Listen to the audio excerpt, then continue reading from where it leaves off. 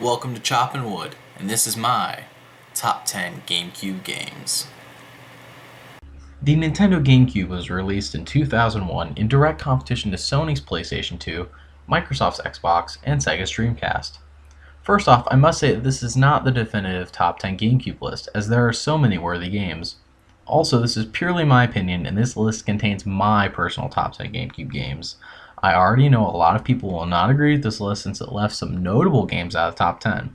With that being said, this is the top 10 games for the Nintendo GameCube. Oh, and for fun, here's a crazy GameCube commercial.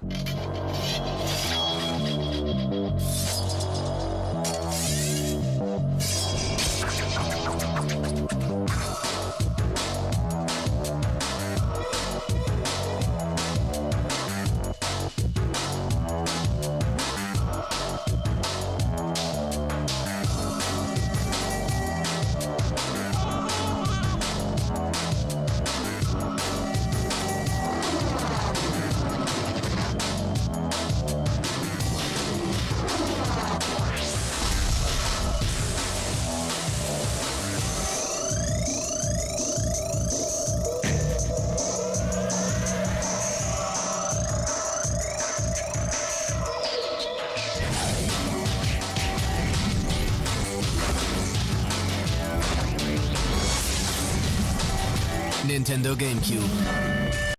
Number 10. Mario Power Tennis. Developed by Camelot exclusively for the GameCube, because it's a Mario game. Duh. Mario Power Tennis was the direct sequel to Mario Tennis 64, which was already a solid game. Mario's Power Tennis added in new courts and awesome power shots. Unfortunately, some of the new courts seemed a bit gimmicky, and the power shots seemed to happen far too often. Luckily though, this game is loads of fun, whether being played by yourself or with friends. I prefer playing doubles because it's a surefire way to have long back and forths that make you feel quite accomplished when you are on the winning end. This is easily the best way to play tennis, and that includes in real life. Looking at you, Roger Federer.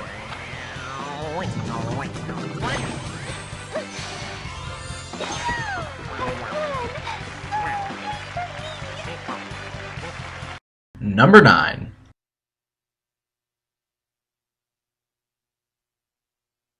Star Fox Adventures. Many people hate Star Fox Adventures because it is not a proper rail shooter like the previous two Star Fox games. Star Fox Adventures was developed by Rare before Microsoft came along and killed Rare. Goodbye, Rare.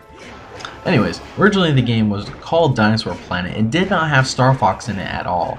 As it turns out, I can't say his name, but I'll put it on the screen, thought that Dinosaur Planet seemed very similar to Star Fox and decided to change the lead character to Star Fox. And well, you can see how it turned out. I personally really enjoyed this game despite how much it resembles a Zelda game. Star Fox Adventures takes you on an epic journey that weirdly ends with you fighting Andross in space. Spoiler alert! That is a bit jarring since you are on land for 95% of the game. By the time you fight Andross, you have little practice being in the Arwing on the GameCube. All in all, Star Fox Adventures is an enjoyable game that does not deserve the hate it received. That's why I have it at my number 9 spot.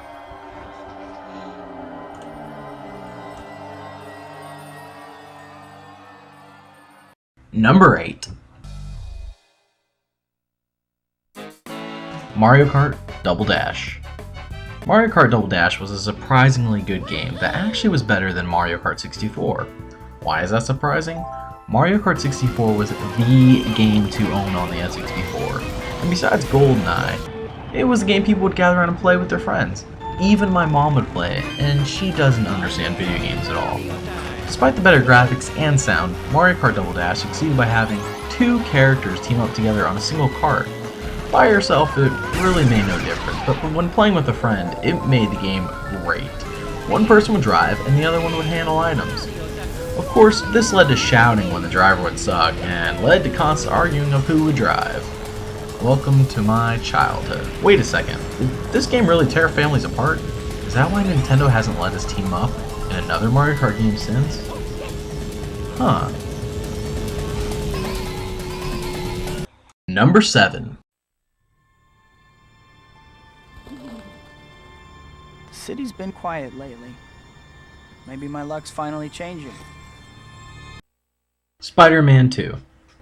Spider-Man 2 is very possibly the best Spider-Man game to date, and I played the amazing Spider-Man 2, which was garbage, even on the next-gen consoles. Spider-Man 2 finally unleashed us in an open-world New York and let us swing anywhere. This was pretty amazing, as all previous Spider-Man video games had been linear affairs where swinging was nowhere near realistic. Heck, the game nailed the swinging mechanics so well that you could just spend hours swinging around New York. Swinging by as a little girl lost her balloon for the 100th time really brought tears of joy to my eyes. Also, those cutscenes with the real-life voices were so poorly done by today's standards. But back in 2004, they brought us further into the life of Peter Parker. Sometimes I know that I would swing around and just find the tallest building in the city. I would climb up it, get to the top, then I would sit there and ponder how I lived my life thus far. Then I would jump off and on the way down realize I still hadn't played Earthbound. Suicidal Spider-Man! No, and by the way, the PC version sucked hard. I wouldn't even touch it. It's not the same game.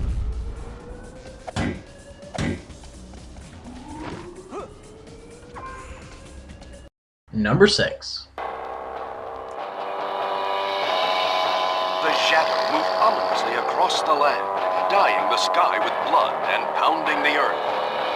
Those who still have faith in justice and honor, valor and goodness call out his name. The ultimate superhero, the only one who can save the world from extinction.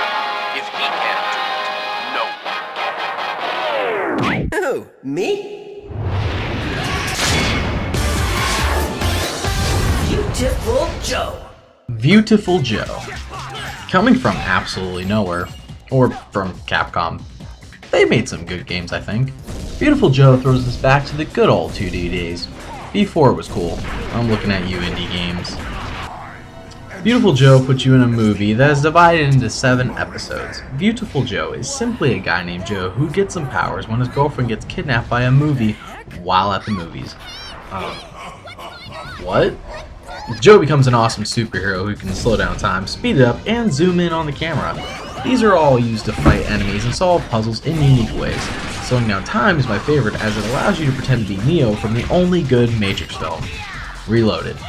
Beautiful Joe had a good sequel on the GameCube as well, but nothing really beats the original Beautiful Joe, not even Red Hot Rumble, which was complete garbage and failed the franchise. Why didn't we get a proper Beautiful Joe 3? Well, you know, what else did you expect from Capcom? Hey, to the go-go, baby!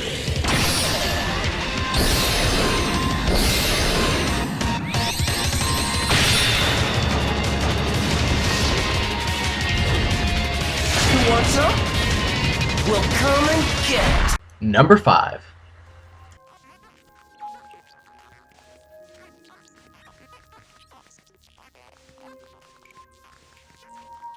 Metroid Prime. I honestly never completed Metroid Prime, yet despite that, I know that Metroid Prime is a masterpiece. It showed us all that you can actually have a first-person shooter that was slower paced, with a good story, and no set pieces. Not to name any names, but Call of Duty and Battlefield could really learn a lot. Metroid Prime really showed what the Nintendo GameCube's hardware was capable of. Metroid Prime ended up being a trilogy that had one mediocre sequel and one amazing sequel. Prime was so good, in fact, that it still has fans clamoring today for another Metroid Prime-esque game for the Wii U. After all, it has been 7 years since we have seen a good Metroid game. I say good because what the heck was Metroid Other M? I am surprised Nintendo even allowed that game to plague Wii consoles at all.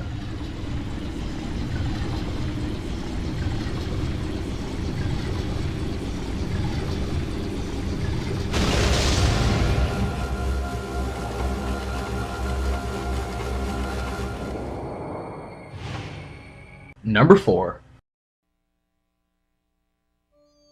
Luigi's Mansion. I may receive serious flack for putting Luigi's Mansion this high, but even as a launch title, it was a really good game. Despite that it wasn't all too hard, Luigi's Mansion showed us that Mario's brother is a wimp. But he could single-handedly take on the Ghostbusters in a ghost-busting showdown? Luigi's Mansion was a sign of things to come for the Nintendo franchises on GameCube, since Nintendo would innovate other franchises as well, like the aforementioned Metroid, Zelda, Donkey Kong, and Star Fox, just to name a few. Now, not all of these innovations were good, but Luigi's Mansion was a great game that showed everyone that you didn't need Mario to launch a console. Number 3. Super Mario Sunshine! Woohoo! Super Mario Sunshine. Speaking of Mario, Super Mario Sunshine is a brilliant game that once again showed us that Nintendo was not afraid to try new things with their proven formulas. By adding the water-powered backpack Flood, Mario had a myriad of new abilities and ways to get around that made Mario 64 seem like child's play. What I still want to know is why Mario is being allowed to run around despite Isle Delfino thinking he is a criminal. After all, they sent him to clean up the mess they think he made, but that's his whole punishment. The only thing Super Mario Sunshine didn't have that Mario 64 did have was a variety of environments. It is pretty much all tropical island for Sunshine, and that isn't necessarily a bad thing. After all, you could be stuck in space. Hint hint.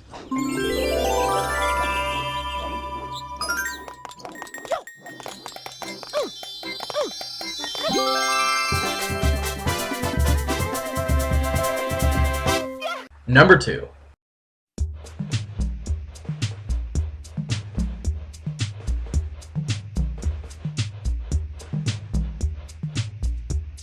Animal Crossing, the game that made everyone hate Tom Nook. While originally this was supposed to be released on the N64, on the disk drive to be exact, Animal Crossing graced us with its presence on the GameCube. It was the game that was still being played even when the system wasn't on. Actually, now that I think about it, that sounds kind of creepy. Animal Crossing is basically a life simulator, as the game takes place on the same day and time that it currently is in the real world. Unless, of course, you go and change the GameCube's calendar to be Christmas every day. Yay! Jesus! Presents! That doesn't sound like such a bad idea after all.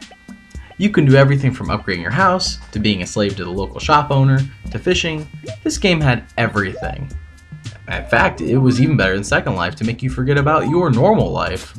Did I leave the oven on? Who cares? I have to buy me a new shirt.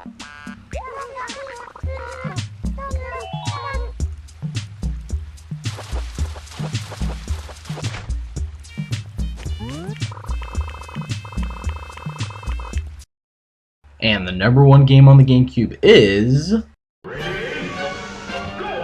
Super Smash Bros. Melee.